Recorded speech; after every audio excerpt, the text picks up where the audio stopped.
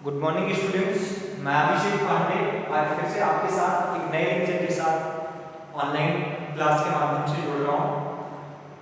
आप सभी को ये बताते हुए हर्ष हो रहा है कि हम जिस प्लेटफॉर्म में खड़े होकर आपसे बात कर रहे हैं और जहाँ से हम आपको स्टडी मटेरियल प्रोवाइड करा रहे हैं, इन सारी चीज़ों का क्रेडिट महाविद्यालय के CMD सर और AD सर का है, जिनकी वजह से आप तक स्टडी मटेरियल पहुंच रहा है और आपकी पढ़ाई किसी तरीके से रुक नहीं रही है।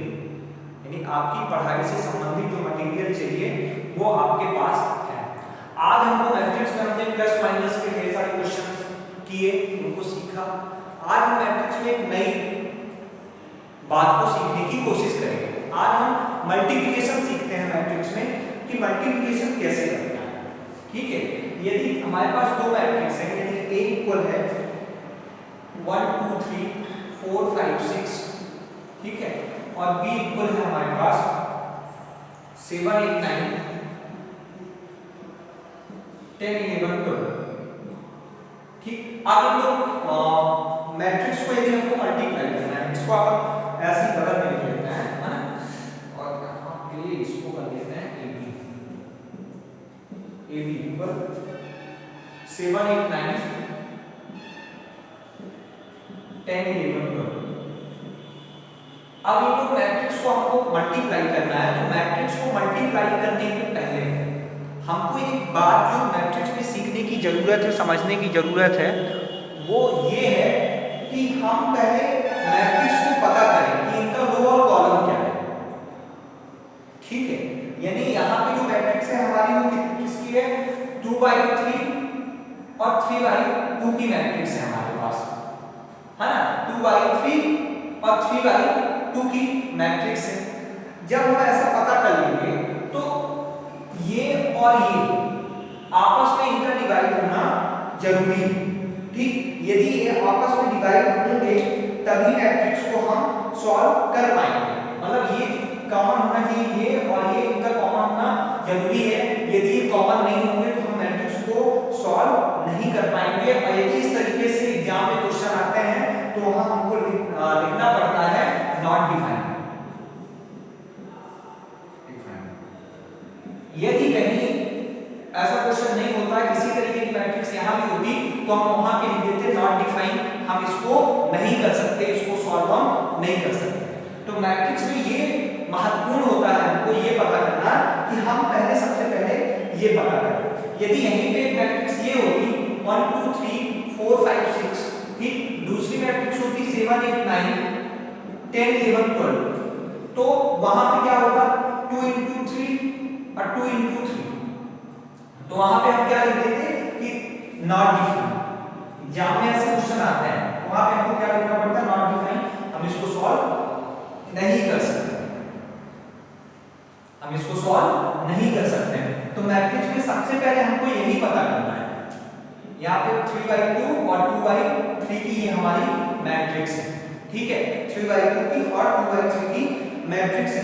अब यदि हम इनको फाइंड आउट करते हैं तो यहाँ पे हमको क्या होगा A11 A12, ठीक है, A11 और A12, ठीक है, और इसके बाद A21 और A22, यहाँ पे हमको मिलेगा A11 A12, ठीक, A22 21 और A22। इस फॉर्मेट पे हमको वर्क करना है, यानी इसका इनटू इससे, इसका इनटू इससे, इसका इनटू इससे और इसका इनटू इससे, ऐसे हमको फाइंड आउट करनी है, ऐसे हमको वैल्यू निकालनी है। ठीक है, तो अब हम इसको सॉल्व करने की कोशिश करते हैं। ठीक है, अब हम इसको इनटू करने का प्रयास करते हैं।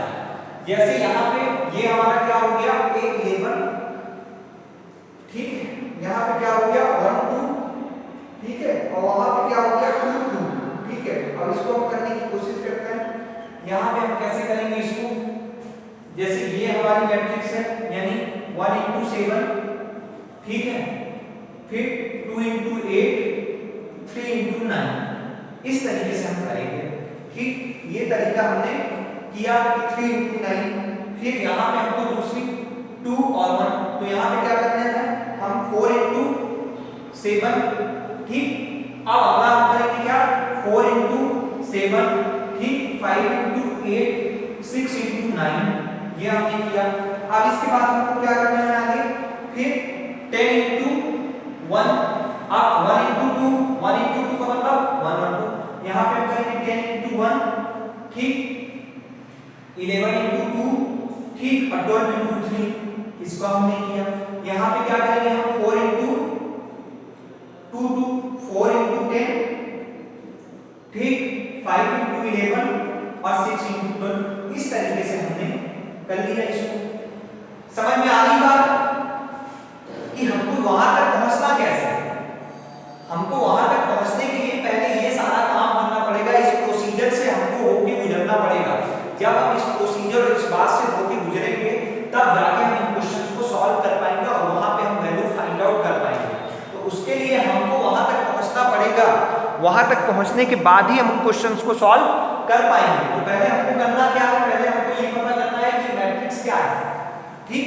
यदि ये अपोजिट नहीं होते हैं तो हम वहां पे क्या लिखेंगे, नॉट डिफाइंड, हम इसको सॉल्व नहीं कर सकते, ठीक है। ये हमारा क्या हो गया, ये 11 हो गया और ये हमारा 12 हो गया, ठीक, और यहाँ पे क्या हो गया, ये 12 हो गया और ये 22 हो गया। अब इसको हम करेंगे, यदि हम मल्टीप्लाई करते हैं यहाँ पे, तो यहाँ पे क्या होगा, ये प्लस हो गया, ये प्लस, ये प्लस, ये प्लस, ये प्लस, ये प्लस, ये प्लस और ये प्लस, ठीक। यहाँ पे भी हमने किया तो 7 हो गया, 7 प्लस 8 हो गया 16, 9 3 या 27, फिर 10 इंटू 10 प्लस 11 22, 12 3 या 26, यहाँ पे क्या होगा, 7 4 का 28 प्लस 5 8 या 40 प्लस 6 9 या 54, फिर यहाँ पे 5 3 या 50 प्लस 11 5 या 55 प्लस 12 72, इस तरीके से हमने कर लिया। अब इनको हम प्लस करेंगे, अब इनको हम प्लस करेंगे, ठीक है। तो प्लस करने में हमको क्या पता चलेगा, हम प्लस करते हैं, हम प्लस करेंगे तो 7 में 34, 34 में 16 हमने प्लस किया तो यहाँ पे हमारा आया 50, यहाँ पे हमने किया 10, 46, 46 में 22, 58, ये हमारा आया क्या, 58 नहीं सॉरी 68 आएगा, क्या आएगा 68, और यहाँ पे हम प्लस किया 5 12 5 9 9 में 2 प्लस किया 11, यहाँ पे 7 और यहाँ पे 12 में 5 प्लस किया 17, ये हमको इंटू करने में ये वैल्यू फाइंड आउट हुई, ये हमको पता चला। इस तरीके से हमको करना है, इस तरीके से हमको सॉल्व करना है, इस तरीके से हमको सॉल्व करके आंसर तक पहुंचना है। तो हमको मैट्रिक्स में सबसे पहले आज हमने आपको मल्टीप्लिकेशन की मैट्रिक्स बताई, कल हम उसमें ढेर सारे क्वेश्चंस पे बात करेंगे, प्रैक्टिस करेंगे फिर से कल के नए वीडियो में, ठीक है। तो हमको जरूरी क्या है कि हमको ये पहले सारी चीजें पता रहे कि हमको करना किस तरीके से है, किस तरीके से वैल्यू फाइंड आउट करनी है। हमको यदि वैल्यू पता चल जाती है उसके बाद ही हम इन सारी चीजों को सॉल्व कर सकते हैं। पहले तो हमको ये पता करना है कि मैट्रिक्स का रो और कॉलम की संख्या क्या है, किस टाइप की मैट्रिक्स है। यदि हमको ये पता चल जाता है तो उसके बाद हम ये पता करेंगे A11, A12, A21, A22, ठीक है। फिर हम इसके बाद इस मैट्रिक्स को सॉल्व करेंगे। तो हमारे लिए ये जरूरी है कि हम करें कैसे, ठीक है। और उसको करने के बाद जब हमको ये चीजें पता चल गई कि यहाँ पे 2 या 4, तो 4 में हम इस तरीके से डिवाइड कर लेते हैं और ऐसा करते हैं। आप सभी को ये चीजें समझ में आई होंगी, ठीक है। आप सभी लोग घर में रहिए, इन चीजों को पढ़िए, देखिए, समझिए, क्वेश्चंस करिए। हम आपको फिर से एक नए टॉपिक, एक नई बात के साथ फिर से आपके साथ होंगे और आपको कुछ बेहतर बताने की कोशिश करेंगे। हमारी कोशिश लगातार है कि आपको हम ज़्यादा से ज़्यादा स्टडी मटेरियल आपके पास तक पहुंचा पाएं, जिससे आपको किसी तरीके की कोई दिक्कत ना हो, ठीक है। और आप अपनी पढ़ाई में कंटिन्यू करिए, ठीक है, और पढ़ते रहिए। यदि आपको किसी क्वेश्चन में, किसी बात में ऐसे कोई डाउट समझ में आता है, कुछ ऐसा है जो आपको समझ में नहीं आ रहा है, तो आपको सारी चीज़ें हमसे निर्धारित समय में पूछ सकते हैं। लेकिन आपके लिए जरूरी क्या है, आपके लिए जरूरी है पढ़ाई करना।